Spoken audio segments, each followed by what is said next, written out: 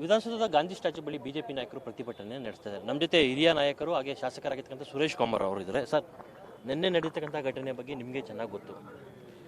ಏನಕ್ಕೆ ಸರ್ ಈ ಥರ ಘಟನೆಗಳು ರಾಜ್ಯದಲ್ಲಿ? ಅಲ್ಲ, ಇದು ಕಾಂಗ್ರೆಸ್ ಜಾಯಮಾನ, ಇದು ಕಾಂಗ್ರೆಸ್ ಪಕ್ಷದ್ದೇ ಜಾಯಮಾನ. ಅಲ್ಲಿ ರಾಹುಲ್ ಗಾಂಧಿಯವರು ಪಾರ್ಲಿಮೆಂಟಲ್ಲಿ ಮಾತಾಡೋದ್ರ ಬದಲು ಅಲ್ಲಿ ಹೋಗಿ ಮಲ್ಲಿಕಾರ್ಜುನ್ ಖರ್ಗೆ ಅವರ ಜನ್ಮದಿನದ ನೆಪದಲ್ಲಿ ಹೋಗಿ ಇದಕ್ಕಿದಂಗೆ ಮೋದಿಯವ್ರ ಮನೆ ಮುಂದೆ ಬರ್ತಾರೆ. ಇದು ಬೇಜವಾಬ್ದಾರಿಯ ಪರಮಾವಧಿ. ಇಲ್ಲಿ ನಾವು ಪ್ರೊಟೆಸ್ಟ್ ಮಾಡ್ತೀವಿ ಅಂದಾಗ ಪೊಲೀಸರು ಅವರು ಬಂಧನಕ್ಕೊಳಗಾಗೋದು ಅದು ಮಾಡೇ ಇರ್ತಾರೆ. ಒಬ್ಬ ಕಾರ್ಯಕರ್ತ, ನಮ್ಮ ಶಾಸಕ ಅಲ್ಲಿ ಹೋದ್ರು ಅಂತ ಹರೀಶ್ಗೆ ಮೊಟ್ಟೆಯಲ್ಲಿ ಹೊಡೆಯೋದು, ಅಟ್ಟಿಸ್ಕೊಂಬಂದು ಹೊಡೆಯೋಕ್ಕೆ ಹಲ್ಲೆ ಮಾಡೋದು, ಇದು ನನಗೆ ತೋರಿಸುತ್ತೆ ಕಾಂಗ್ರೆಸ್ಸು ತನ್ನ ನಿಜವಾದ ಸ್ವರೂಪನ ಜನರ ಮುಂದೆ ಇವತ್ತು ಬಿಚ್ಚಿಡ್ತಾ ಇದೆ. ಇವರು ಆಡಳಿತ ಮಾಡೋದಕ್ಕಿಂತ ಈ ರೀತಿ ರಾಜಕೀಯ ಮೇಲಾಟ, ಈ ರೀತಿ ಬೀದಿ ಕಾಳಗ ಮಾಡೋದ್ರಲ್ಲಿ ನಿಲ್ಲಿಸಿದ್ರು. ಅದಕ್ಕೆ ಸರಿಯಾಗಿ ಅವ್ರ ನಾಯಕರು ಕೂಡ ಮುಂಚೆಯಿಂದ ಇದರಲ್ಲಿ ಪಳಗದವರೇ ಇವತ್ತು ನಾಯಕರಾಗಿದ್ದಾರೆ ರಾಜ್ಯದಲ್ಲಿ. ಅವ್ರು ಹೇಳ್ತಾರೆ ಮೊಟ್ಟೆ ಹೊಡೆಯೋ ಸಂಸ್ಕೃತಿ ನಮ್ದಲ್ಲ, ಅದು ಬಿಜೆಪಿ, ಅದು ಬೆಂಗಳಲ್ಲೇ ಸಹ ಸಾಕ್ಷಿ ಸಮೇತ ಪ್ರೂವ್ ಆಗಿದೆ ಅಂತ ಕೆಪಿಸಿಸಿ ಅಧ್ಯಕ್ಷರು. ನೋಡಿ, ಹರಿಪ್ರಸಾದ್ ಅವರು ಗುಜರಾತಲ್ಲಿ ನರೇಂದ್ರ ಮೋದಿಯವ್ರ ಬಗ್ಗೆ ಏನೇನು ಮಾತಾಡಿದ್ರು ಅಂತ ನಮ್ಗೆ ಗೊತ್ತಿದೆ. ಅವರು ಸಕಲ ಕಲಾ ಬಲ್ಲವರು. ಅವರು ಬಂಗಾಳದ ಸಂಸ್ಕೃತಿನ ತರಂಗಿದ್ರೆ ಇವತ್ತು ಬೇರೆನೂ ಕೂಡ ತರಬೇಕಾಗುತ್ತೆ. ಆದರೆ ಒಬ್ಬ ಶಾಸಕನ ಮೇಲೆ ಇವರು ಈ ಮೊಟ್ಟೆ ಹೊಡಿಬೇಕಾದ ಉದ್ದೇಶನಿದೆ.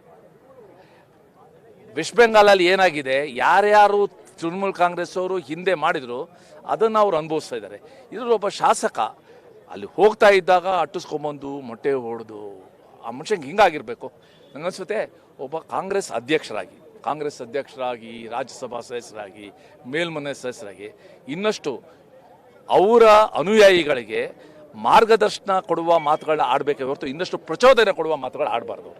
ಎಲ್ಲೊಂದು ಕಡೆ ಇನ್ನೊಂದು ಸೆಂಟ್ರಲ್ನಲ್ಲಿ ನಡೀತಾ ಇರ್ತಕ್ಕಂಥ ಪ್ರತಿಭಟನೆಯನ್ನು ನೀವು ಗಮನಿಸಿದ್ದೀರಾ?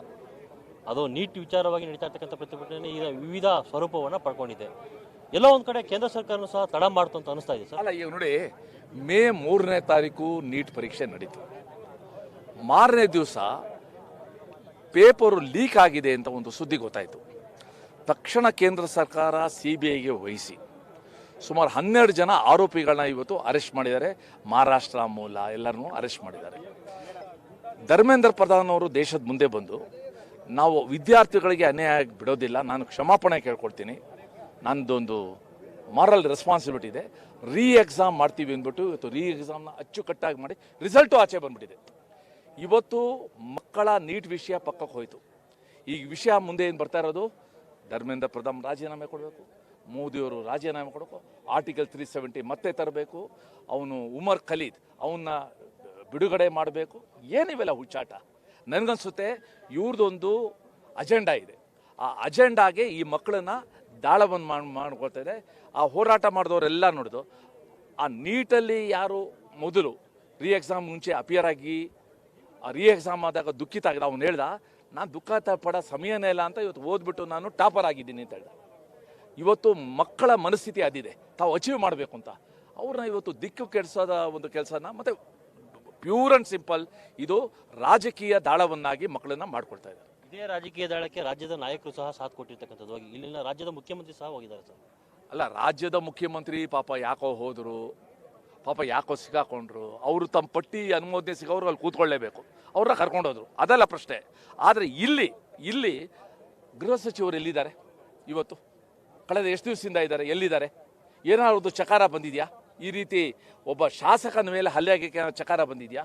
ನನಗನ್ಸುತ್ತೆ ಇದು ಕಾಂಗ್ರೆಸ್ ಪಕ್ಷ ಮೇಲಿಂದ ರಾಜ್ಯದವರೆಗೂ ಒಂದು ರೂಪುರೇಷೆ ಮಾಡಿಕೊಂಡು ಆ ಒಂದು ಪ್ಲಾನ್ ಪ್ರಕಾರ ಇವತ್ತು ಕಾರ್ಯವಹಿಸುತ್ತೆ. ಆ ಕಾರ್ಯಾಚರಣೆಯ ಭಾಗವನ್ನು ಇವತ್ತು ಬೆಂಗಳೂರಲ್ಲಿ ನೋಡಿದ್ದೀವಿ ನಾವು. ಬಿಜೆಪಿ ಶಾಸಕರ ಮೇಲೆ ಹಲ್ಲೆಗೆ ಪರೋಕ್ಷವಾಗಿ ಕಾಂಗ್ರೆಸ್ ನಾಯಕರೇ ಕುಮ್ಮಕ್ಕು ಕೊಟ್ಟಿರ್ತಕ್ಕಂಥದ್ದು ಸರ್. ಹಂಗಾರೆ ಅಲ್ರಿ, ಕಾಂಗ್ರೆಸ್ ಪಕ್ಷದ ಕಚೇರಿ ಮುಂದೆ ಹೋಗುವಾಗ ಬಿಜೆಪಿ ಶಾಸಕನ ಮೇಲೆ ಹಲ್ಲೆ ಆದರೆ ಏನು ಬಿಜೆಪಿ ಅವರು ಪ್ರಚೋದನೆ ಕೊಡ್ತಾರ? ಅಷ್ಟು ಜನ ಯಾಕೆ ಸೇರ್ಕೊಂಡಿದ್ರು ಅಲ್ಲಿ ಪ್ರಶ್ನೆ. ಅಲ್ಲೂ ಅಷ್ಟೇ, ಎಲ್ಲಿ ಡೆಲ್ಲಿನಲ್ಲಿ ಕಲ್ಲು ತುಂಬಿದ ಲಾರಿನ ಯಾಕೆ ತೊಗೊಂಡೋಗಿದ್ರು ಅನ್ನೋದು ಪ್ರಶ್ನೆ. ಸೊ ನನಗನ್ಸುತ್ತೆ ಅವರು ಭಾಳ ಸ್ಪಷ್ಟವಾಗಿ ಹೇಳ್ತಾ ಇದ್ದಾರೆ ಮುಂಚೆಯಿಂದ, ಬಾಂಗ್ಲಾದೇಶ್, ನೇಪಾಳ್, ಇವಾಗ ಭಾರತ ಅಂತ ಒಂದು ನೆರೇಟಿವ್ನ ಇವತ್ತು ಸೃಷ್ಟಿ ಮಾಡಿ ಆ ರೀತಿ ಒಂದು ಗಲಭೆ ಎಬ್ಸಕ್ಕಿದೆ. ಆದರೆ ಒಂದಂತೂ ನಿಜ, ಈ ದೇಶದ ಸಾಮಾನ್ಯ ವ್ಯಕ್ತಿ ಯಾರಿದ್ದಾನೆ ಅವನಿಗೆ ಗೊತ್ತಿದೆ ದೇಶ ಇವತ್ತು ಸದೃಢವಾಗಿದೆ. ಆ ಸದೃಢವಾಗಿರೋ ದೇಶನ ಅಲುಗಾಡ್ಸೋಕ್ಕೆ ಈ ದೇಶದ ಜನತೆಯೂ ಬಿಡೋದಿಲ್ಲ. ಮತ್ತು ಮೋದಿಯವರ ಒಂದು ಪ್ರಾಮಾಣಿಕ ಪ್ರಯತ್ನ, ಅವರ ಸದಿಚ್ಛೆ, ಸದ್ಭಾವನೆ ಮತ್ತು ಸದುದ್ದೇಶ ಇದು ಸಾಮಾನ್ಯ ಪ್ರಜೆಗೆ ಗೊತ್ತಿದೆ. ಇದಿಷ್ಟು ಶಾಸಕರಾಗಿರ್ತಕ್ಕಂಥ ಸುರೇಶ್ ಕುಮಾರ್ ಅವರ ಮಾತು. ಕ್ಯಾಮರಾಮನ್ ರಮೇಶ್ ಜೊತೆ ರಾಘವೇಂದ್ರ ವೇನ್, ಪವರ್ ಟಿವಿ, ಬೆಂಗಳೂರು.